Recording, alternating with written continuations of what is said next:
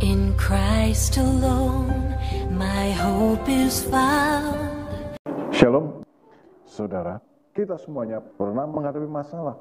Biasanya, masalah yang kita hadapi tidak sampai menggoyahkan iman kita. Malah acap kali justru kita membereskannya sendiri tanpa menyangkut pautkannya dengan iman. Lain halnya, bila masalah dan kesusahan berat berlangsung lama dan kelihatannya tidak ada jalan keluarnya. Misalnya, sakit yang parah, tak ada obatnya. Ini adalah masalah yang tidak mudah. Atau masalah ekonomi, kegagalan dalam pekerjaan, masalah keluarga, anak yang memberontak, kehidupan yang tidak harmonis. Dalam keadaan yang buruk seperti ini, terutama bagi orang-orang yang jarang melibatkan Tuhan dalam hidupnya, menyalahkan Tuhan.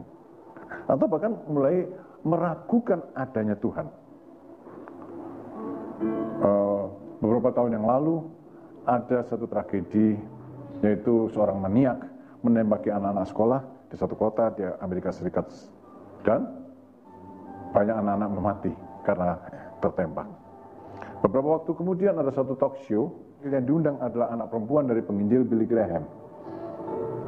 Hostnya menyerang dia dengan pertanyaan sebagai berikut. Kalau Allah itu mengasihi, mengapa Allah membiarkan anak-anak tak berdosa mati jadi korban penembakan itu? Saudara, anak perempuan Billy Graham itu menjawab begini. Bukankah kalian yang sudah mengusir Allah dari sekolah? Saudara-saudara, di sekolah-sekolah negeri Amerika Serikat tidak boleh lagi berdoa. Allah diusir dari sana. Dan pada waktu ada masalah, mereka tanya, di mana Allah? Padahal Allah sudah diusir. Saudara, ada saja orang menyalahkan Tuhan atas bencana yang mereka alami. Padahal mereka sudah lama menyingkirkan Allah dari kehidupan mereka. Tapi yang benar, saudara-saudara, dia ada, dia mengasihi dan dia tidak pernah salah.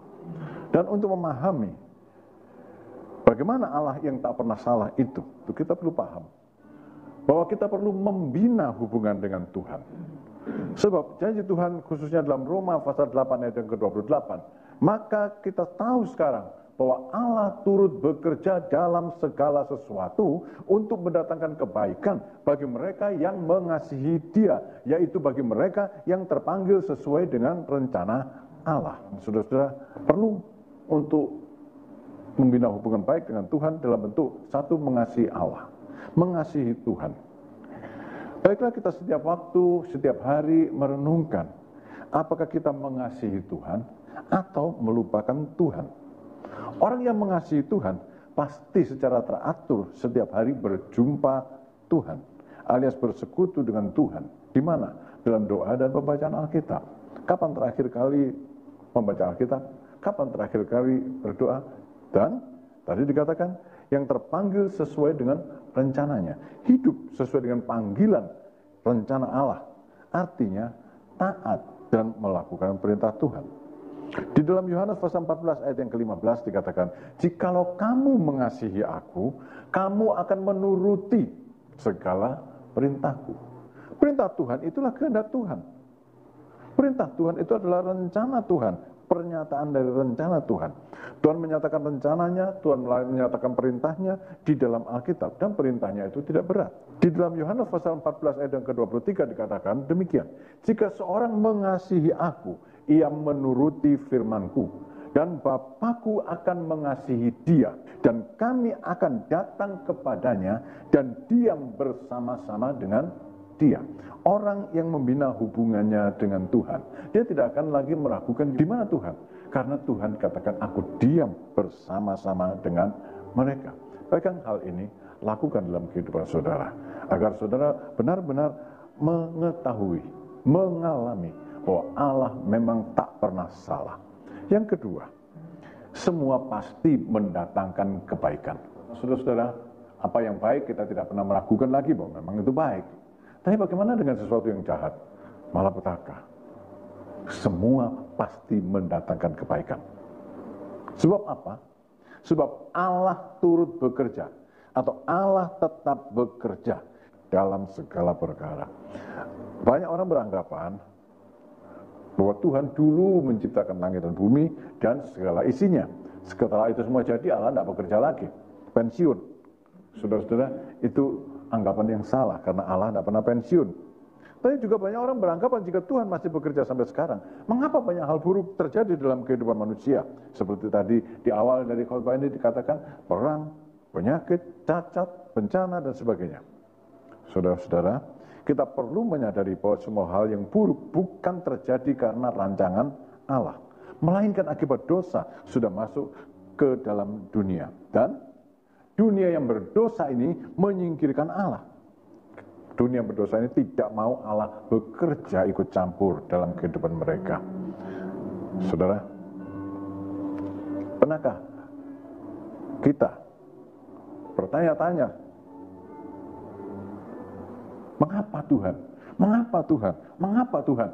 Dan protes kepada Tuhan atas situasi buruk yang terjadi dalam kehidupan kita?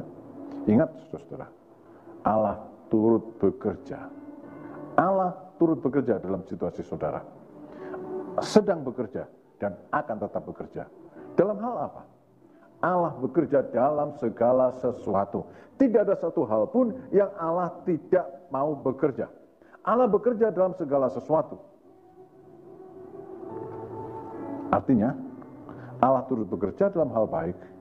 Allah juga turut bekerja pada waktu terjadi hal yang buruk untuk mendatangkan kebaikan. Hal yang sepele, hal yang baik, hal yang buruk, Allah tetap bekerja. Saudara, di dalam Alkitab dituliskan bahwa iblis mendatangkan hal yang buruk untuk membinasakan, untuk mencobai orang percaya. Iblis bekerja di dalam keadaan yang buruk untuk menghancurkan iman kita.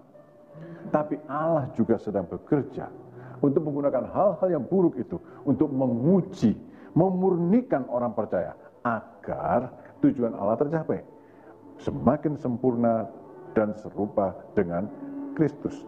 Dikatakan di dalam Roma pasal 8 ayat 29 sampai ayat yang ke-30, sebab semua orang yang dipilihnya dari semula, mereka juga ditentukannya dari semula untuk menjadi serupa dengan gambaran anaknya, supaya ia, anaknya itu, menjadi yang sulung dari antara banyak saudara. Dan mereka yang ditentukannya dari semula, mereka itu juga dipanggilnya. Dan mereka yang dipanggilnya, mereka itu juga dibenarkannya. Dan mereka yang dibenarkannya, mereka itu juga dimuliakannya.